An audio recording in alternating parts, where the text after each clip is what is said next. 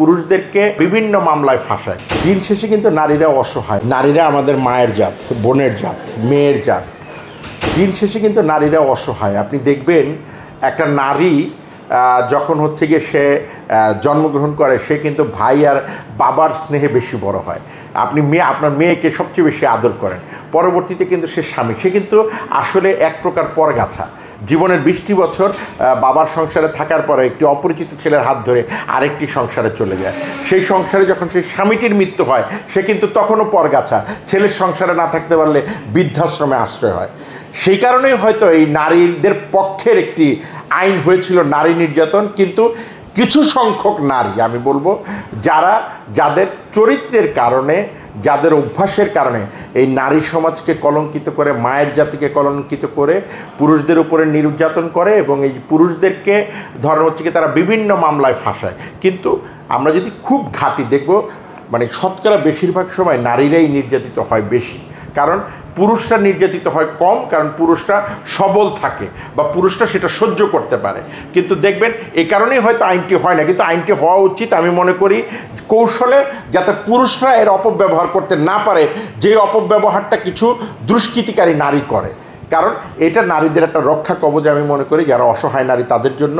এইটার সুযোগ কিছু বদ নারী নিবে, এটাই স্বাভাবিক। বাংলাদেশের সিআইপি এবং ভিআইপি ক্যাটাগরির একটা ব্যাপার থাকে, যে যদি কোনো সিআইপি অথবা ভিআইপি হচ্ছে গিয়ে রাষ্ট্রীয় নিরাপত্তা চায় বা রাষ্ট্রের কাছে চায়, এটার একটা খরচ আছে। আপনারা জানেন কিনা আমি জানি না, আমি যতটুকু জানি যে আপনি যে কয়টা ধরেন কর্মী ফোর্স ব্যবহার করতে চান, তাদের একটা খরচ আছে। সেটা দিয়ে আবেদন করলে রাষ্ট্র অবশ্যই, যদি আপনি ভিআইপি বা সিআইপি ক্যাটাগরিতে পড়েন, আপনাকে নিরাপত্তা দিবে। ভারতের সালমান খান হচ্ছে জেড ক্যাটাগরির নিরাপত্তা পায় এবং এই জেড ক্যাটাগরির নিরাপত্তার জন্য তাকে কিন্তু একটা খরচ বহন করতে হয়। এইটা আপনিও যদি ভিআইপি বা সিআইপি মর্যাদায় পড়েন, আপনিও সরকারি খরচটা দিয়ে এই ক্যাটাগরির মর্যাদা আপনি নিতে পারবেন। ধরেন উনি যদি মনে করেন যে ওনার কোনো সমস্যা, ধরেন উনি নিরাপত্তাহীনতায় ভুগছে, সেই ক্ষেত্রে উনি করতে পারেন। কিন্তু আমাদের দেশে আসলে হয় কি, আমাদের দেশের মানুষ এত বেশি আমাদের শিল্পীদেরকে ভালোবাসে, আমাদের নিরাপত্তার জন্য আমি মনে করি তারাই যথেষ্ট।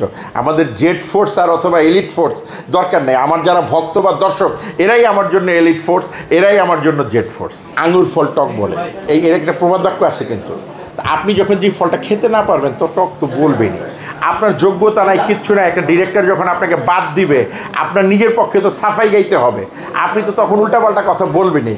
এবং এখন ইদানিংকালে আমি কিছু দেখেছি, কিছু ধরেন আমাদের ভাষায় হচ্ছে সহযোগী শিল্পী অথবা এক্সট্রা শিল্পী আমরা বলি। এক্সট্রা কথাটা বলা ঠিক না, আসলে সহযোগী শিল্পী বলা উচিত। এদের অনেকেই নায়িকা হইতে চায়, নায়ক হইতে চায়, ভালো চরিত্র অভিনয় করতে চায়। তা আপনি যদি অভিনয় না পারেন, আমরা কেন দিব? এই লোকগুলোকেই আপনি 500-2000 টাকা দেন, দিয়া বলেন যে অমুক অমুকের বিরুদ্ধে বদনাম করা, দেবেন ধাইটা বদনাম করে দিছে। কারণ ওর তো দিন শেষে চলতে হবে, ওর তো আর কোনো উপায় নেই আসলে।